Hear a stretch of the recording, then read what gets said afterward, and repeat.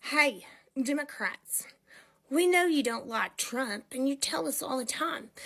But can you tell us something that you love about the Democratic Party?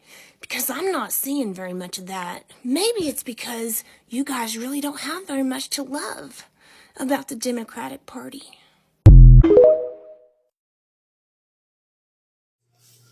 Well, to be honest, not much. Now, do I vote Democrat? Generally. Let me tell you why. In America, I am about as far left as you can possibly get. Okay, are you done clutching your pearls now? Yeah. Loosen up a little bit. Breathe. You need to be able to hear this. So, what that means, when you look at it from a geopolitical standpoint, is I'm just about dead center of the political spectrum. Possibly slightly to the left in some countries, possibly slightly to the right in others, when we look at other democracies. I believe in equality, even for you, which your movement does not. I believe that we should all have equal opportunities, which in this country we most assuredly do not. If you're born poor, you're likely to be staying poor. If you do happen to make it through extraordinary luck, and yes, it is always extraordinary luck,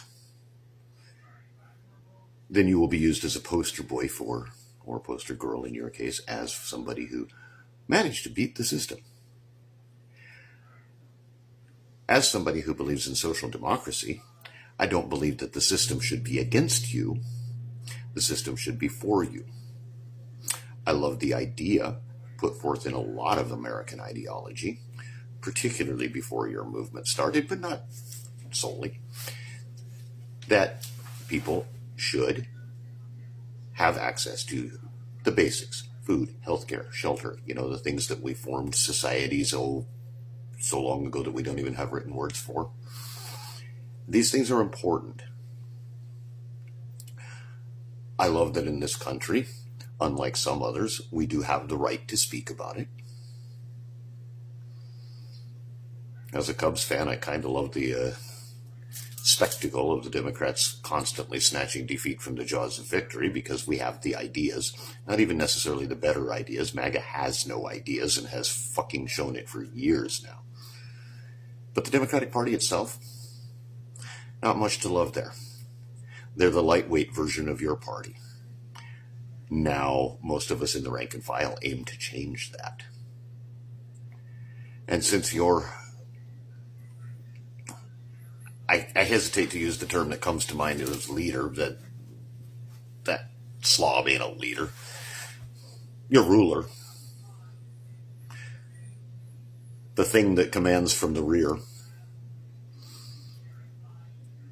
Its policies have failed altogether. It has objectively made the country that I grew up in and have lived in for 57 years fail. We are on the brink of the next Great Depression, and just like the last one, government policy caused it. These wounds are self-inflicted. A lot of people on the left, myself included, look at the parallels between now and Germany in like 1932 to 1936. There are a lot, but there are some major differences. The biggest one, which is so confusing to people like me, is that you people chose this. Whereas in Germany, they were so fucked economically, and pretty much in every other way by the Treaty of Versailles, that something was going to break. But here? No, it ain't like that here. Y'all just broke it on purpose. And you've been doing it. It's hard to tell with all the filters and makeup, but I'm thinking that you're pretty young. I watched this in real time. The first presidential race that I paid a great deal of attention to as a kid was that of Jimmy Carter. I was old enough to remember it quite well and remember his policies and how America was then. It wasn't that bad. Yeah, we had problems. We're frankly coming right out of the mess with Tricky Dick and the placeholder Gerald Ford. And that was the economy that Jimmy Carter and the Democrats inherited. They were in the process of turning it around. You could live on a single income with a family of 4. How do I know? My parents did. My dad was an electrician. He made good wages, but because it was construction electrical, it was cyclical. Feast or famine, right? Well, in the famine times, we still had enough. Not necessarily a lot. Frequently very little, but enough. We weren't one paycheck away from failure all the time. That came later. In 1980, a very slick actor who had gone into politics in the late 60s, named Ronald Reagan, came in selling the idea of voodoo economics. Yes, he called it trickle-down or supply-side economics. Now, as a Band-Aid, for a minute, this could have worked. And it did. For about 2 years, maybe 3. Then the inherent flaws in it that had been pointed out by, literally every economist in the whole world started to become apparent. But your side doubled down on it. We were told as kids, and the adults too, that bought into it, just like MAGA is doing now, that this was temporary, that it would change, that sooner or later it would all trickle down. You know what it didn't do? Trickle down. We were told that the gains that were made in the 40s, 50s, and 60s were wrong. And yet now, your group looks back on this time with nostalgia because of the very programs you demonize. So, before you ask really stupid questions like this, you might want to consider what you love about the Democrats, because progressives particularly, whether those were Democrat or Republican depends on the era you're in. But in my lifetime and in my father's lifetime, and my father was born in 1938, it has always been the Democrats who represented the progressives until about 1990.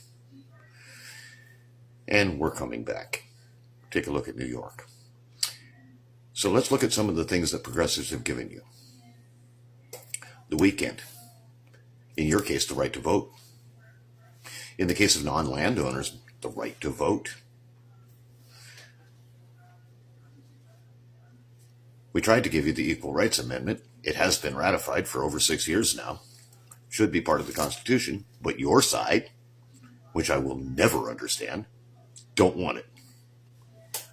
So what do I love about being a progressive? All of the good things in America. Because conservatives, otherwise known as Luddites, have never contributed a goddamn thing. Unless you count hate, division, and performative nonsense as a good thing. If you do, go from us.